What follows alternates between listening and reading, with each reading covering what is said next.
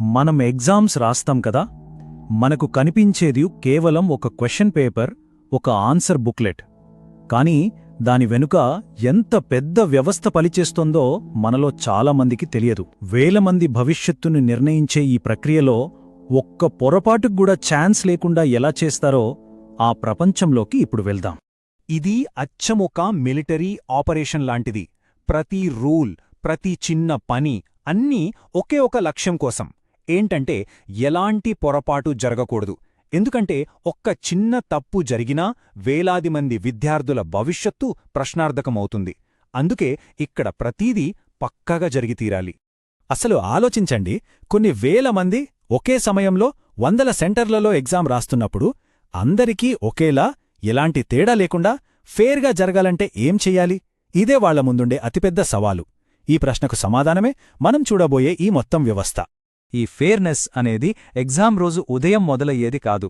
వారాల ముందే దీనికి పునాది పడుతుంది. ప్రతి చిన్న డీటెయిల్తో అసలు కథ ఇక్కడ నుంచే మొదలవుతుంది. ఒక్కసారి ఊహించుకోండి, ఒక ఎగ్జామ్ సెంటర్ మొత్తం కేవలం ఒకే ఒక వ్యక్తి కంట్రోల్లో ఉంటుంది. ఆయనే చీఫ్ సూపరింటెండెంట్. ప్రతి ఆన్సర్ షీట్, ప్రతి పిన్ను, అన్నింటికీ ఆయనే రెస్పాన్సిబుల్. ఒక్క చిన్న పేపర్ మిస్ అయినా సరే మొత్తం ప్రాసెస్కే పెద్ద దెబ్బ.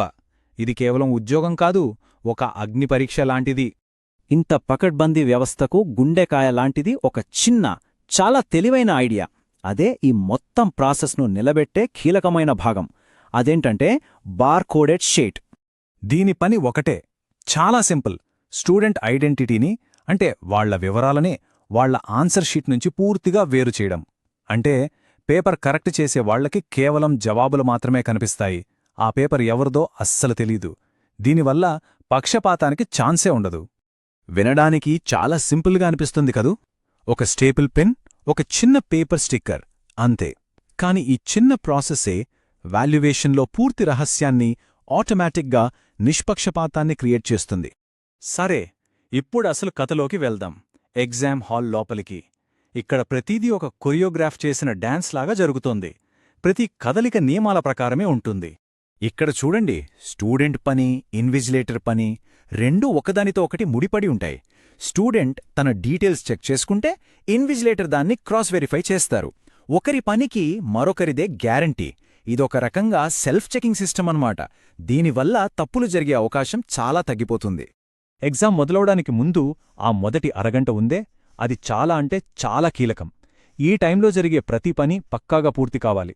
ఇక్కడ జరిగే చిన్న ఆలస్యం లేదా చిన్న పొరపాటు మొత్తం ఎగ్జాంపై ఎఫెక్ట్ చూపిస్తుంది. అందుకే ప్రతి నిమిషం చాలా విలువైంది. ఈ అఫీషియల్ రూల్ వెనుక ఉన్న మీనింగ్ గమనించారా? ఆ ఇన్విజిలేటర్ పెట్టే సంతకం కేవలం ఒక గుర్తు కాదు. ఆ ఆన్సర్ షీట్ తన కళ్ల ముందే అన్ని రూల్స్ పాటిస్తూ స్టూడెంట్కి అందింది అని చెప్పే ఒక అధికారిక ముద్ర. అది ఒక మామూలు సంతకం కాదు, అదొక బాధ్యతకు గుర్తు. ఓకే, ఎగ్జామ్ టైం అయిపోయింది. ఫైనల్ బెల్ కొట్టారు. స్టూడెంట్స్కి ఇక్కడితో టెన్షన్ అంతా పోతుంది. కానీ అక్కడున్న ఆఫీసర్స్కి అసలైన, అత్యంత క్లిష్టమైన దశ ఇప్పుడే మొదలవుతుంది. అదేంటంటే ప్రతి ఒక్క ఆన్సర్ షీట్ను లెక్కపెట్టి భద్రపరచడం. 25. ఈ నంబర్ గుర్తుపెట్టుకోండి. ఎందుకంటే ఎగ్జామ్ అయ్యాక జరిగే మొత్తం ప్రాసెస్ అంతా ఈ నంబర్ చుట్టూనే తిరుగుతుంది. ప్రతి 25 ఆన్సర్ షీట్లను ఒక బండిల్గా కడతారు. ఇలా చేయడం వల్ల వాటిని లెక్కించడం, ప్యాక్ చేయడం, ట్రాన్స్పోర్ట్ చేయడం అన్నీ చాలా ఈజీ అవుతాయి. ఇదంతా ఒక పద్ధతి ప్రకారం జరిగిపోతుంది. ఫస్ట్ అన్ని ఆన్సర్ షీట్స్ కలెక్ట్ చేస్తారు. తర్వాత వాటన్నిటినీ రోల్ నెంబర్ ఆర్డర్లో పెడతారు. ఎవరైనా ఆబ్సెంట్ అయితే వాళ్ళ షీట్స్ని రెడ్డింగ్తో క్యాన్సిల్ చేసి పక్కన పెడతారు. ఫైనల్గా మొత్తం హాజరైన స్టూడెంట్స్ కౌంట్తో ఆన్సర్ షీట్స్ కౌంట్ సరిపోయిందో లేదో క్రాస్ చెక్ చేస్తారు. ఈ 5 స్టెప్స్ వల్ల ఒక్క పేపర్ కూడా అటూ ఇటూ అయ్యే ఛాన్స్ ఉండదు. ఇలా జాగ్రత్తగా లెక్కపెట్టి కట్టలు కట్టిన ఆన్సర్ షీట్స్ అన్నీ ఇప్పుడు వాల్యుయేషన్ సెంటర్కి తమ ఫైనల్ జర్నీ మొదలుపెడతాయి. ఈ ప్రయాణం కూడా అత్యంత భద్రత మధ్య సాగుతుంది. సెక్యూరిటీలో ఎన్ని లేయర్స్ ఉన్నాయో చూడండి. ఫస్ట్ ఒక పేపర్ ర్యాపింగ్, దానిపైన ఒక క్లాత్ కవర్. ఆ తర్వాత ఫైనల్గా ప్యాకేజ్ని ఎవరైనా మధ్యలో తెరిచారో లేదో వెంటనే తెలిసిపోయేలా మైనంతో సీల్ వేస్తారు. ఇది పాతకాలం పద్ధతిలా అనిపించొచ్చు, కానీ చాలా ఎఫెక్టివ్. ఇన్ని రూల్స్, ఇంత ప్రొసీజర్, ఇంత కష్టం, ఇదంతా దేనికోసం? ఒక్కటే కారణం, ఆ 2 పదాల కోసం: సంపూర్ణ గోప్యత. ప్రతి స్టూడెంట్కి న్యాయం జరగాలనే ఏకైక లక్ష్యంతోనే ఈ మొత్తం వ్యవస్థ నడుస్తుంది. మనం చూసిన ఈ పేపర్, పిన్నులు, సీల్ సిస్టమ్ చాలా పటిష్టమైనది. అయితే టెక్నాలజీ ఇంతగా పెరిగిన ఈ రోజుల్లో కూడా ఇదే బెస్ట్ అంటారా? లేక డిజిటల్ పద్ధతులు ఇంకా బెటర్ సెక్యూరిటీ ఇవ్వగలవా? ఈ పాత పద్ధతిలోనే అసలైన భద్రత ఉందా? ఇది ఆలోచించాల్సిన విషయమే కదా. ప్రతి ఏటా లక్షల మంది స్టూడెంట్స్ వాళ్ళ ఫ్యూచర్ని డిసైడ్ చేసే ఎగ్జామ్స్ రాస్తుంటారు. కానీ ఆ పరీక్షల వెనక ఒక మిలిటరీ ఆపరేషన్ అంత పక్కాగా, కట్టుదిట్టమైన భద్రతతో ఒక భారీ యంత్రాంగం పనిచేస్తుందన్న విషయం తెలుసా? పదండి, ఈరోజు ఆ కంటికి కనిపించని ప్రపంచంలోకి ఓసారి తొంగి చూద్దాం. ఇక్కడే అసలు ప్రశ్న మొదలవుతుంది. ఒకేసారి లక్షల మందికి ఎగ్జామ్ పెట్టడం ఒకెత్తైతే, ప్రతి ఒక్కరికీ అది న్యాయంగా, ఎలాంటి తేడా లేకుండా జరిగిందని ఎలా గ్యారంటీ ఇవ్వగలం? ఇది కేవలం ఎగ్జామ్ పెట్టే విషయం కాదు, ఇది నమ్మకానికి సంబంధించిన ప్రశ్న. అయితే దీనికి సమాధానం మనం అస్సలు ఊహించని విధంగా ఉంటుంది. ఇది కేవలం కొన్ని రూల్స్, ప్రొసీజర్స్ మాత్రమే కాదు. ఇది ఒక సైనిక చర్య. అంత ఖచ్చితత్వంతో ప్రతి మూమెంట్ని ముందుగానే ఊహించి డిజైన్ చేసిన ఒక అద్భుతమైన సిస్టమ్. సరే, మరి ఇంత పెద్ద సిస్టమ్ని నడిపించేదెవరు? ఈ ఆపరేషన్ వెనకున్న కీలకమైన భాగాలేంటో ఇప్పుడు చూద్దాం. ఈ మొత్తం సిస్టమ్కి 2 మెయిన్ పిల్లర్స్ లాంటివాళ్లు ఉంటారన్నమాట. ఒకరు చీఫ్ సూపరింటెండెంట్, ఎగ్జామ్స్ సెంటర్కి మొత్తం ఇన్ఛార్జ్. మరొకరు డిపార్ట్మెంటల్ ఆఫీసర్, గవర్నమెంట్ తరఫున ప్రతినిధి. ఒకరు ప్లాన్ చేస్తే మరొకరు ప్రతి రూల్ కరెక్ట్గా అమలయ్యేలా చూస్తారు. వీళ్ళిద్దరి సమన్వయమే ఈ వ్యవస్థకు బలం. రూల్ బుక్లో ఒక విషయం చాలా క్లియర్గా ఉంటుంది. వాళ్ల వైపు నుంచి ఏ చిన్న పొరపాటు జరిగినా అది నేరుగా స్టూడెంట్కి నష్టం కలిగిస్తుంది. అంటే చూడండి, ప్రెషర్ ఏ రేంజ్లో ఉంటుందో. ఒక చిన్న పొరపాటు ఒక స్టూడెంట్ కెరియర్నే మార్చేయగలదు. ఇక రెండో సెక్షన్, ఆపరేషన్, రహస్యపత్రాలు. ఈ మొత్తం వ్యవహారంలో అత్యంత విలువైనది, చాలా సీక్రెట్గా కాపాడాల్సినది ఏంటి? అదే క్వశ్చన్ పేపర్. దాని జర్నీ ఎలా ఉంటుందో చూద్దాం. ఈ క్వశ్చన్ పేపర్ల ప్రయాణం ఒక హై సెక్యూరిటీ ట్రెజరీ నుంచి మొదలవుతుంది. అక్కడి నుంచి పోలీస్ ఎస్కాట్తో బయల్దేరి ప్రతి సీల్ను క్షుణ్ణంగా చెక్ చేసి ఫైనల్గా ఎగ్జామ్ సెంటర్కు చేరుకుంటాయి. ఈ జర్నీలో ప్రతి అడుగు పక్కా ప్లానింగ్తో, కట్టుదిట్టమైన భద్రత మధ్య సాగుతుంది. అసలు వాళ్ల ప్లానింగ్ ఏ రేంజ్లో ఉంటుందో చెప్పడానికి ఇదో బెస్ట్ ఎగ్జాంపుల్. అనుకోకుండా ఎక్కడైనా క్వశ్చన్ పేపర్లు తక్కువైతే అలాంటి ఎమర్జెన్సీల కోసం బఫర్ సెంటర్లు అనే పేరుతో ఎక్స్ట్రా స్టాక్ను కూడా రెడీగా ఉంచుతారు. సరే, ఇక ఎగ్జామ్ టైం దగ్గర పడుతోంది. ఇక్కడ్నుంచి ప్రతి సెకండ్ చాలా ముఖ్యం. ఆపరేషన్ ఇప్పుడు మోస్ట్ క్రిటికల్ ఫేజ్లోకి ఎంటర్ అవుతోంది. ఈ టైంలైన్ చూస్తుంటే ఏదో థ్రిల్లర్ మూవీ సీన్ గుర్తొస్తుంది గదా.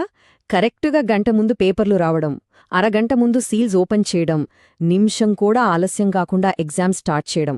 ప్రతి పనికి ఒక టైం ఫిక్స్ చేసి ఉంటుంది. ఇక్కడ తొందరపాటుకు గాని, ఆలస్యానికి గాని అస్సలు ఛాన్సే లేదు. ఇది మామూలుగా ఓ ఎన్వెలప్ ఓపెన్ చేసినట్టు కాదు. డిపార్ట్మెంటల్ ఆఫీసర్, 2 ఇన్విజిలేటర్ల సాక్షిగా అందరి సంతకాలతో ఓపెన్ చేస్తారు. అంటే ఇదొక ప్రాసెస్. అంతా పక్కాగా, పారదర్శకంగా జరగాలన్నమాట. ఓకే, ఎగ్జామ్ స్టార్ట్ అయింది. ఇప్పుడు ఫోకస్ అంతా ఎగ్జామ్ హాల్ లోపలికి షిఫ్ట్ అవుతోంది.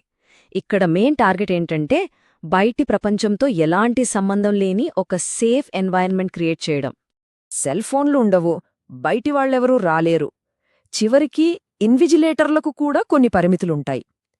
ఈ రూల్స్ అన్నీ కలిసి ఏం చేస్తాయంటే బయటి ప్రపంచంతో సంబంధం లేని ఒక బబుల్ని క్రియేట్ చేస్తాయి.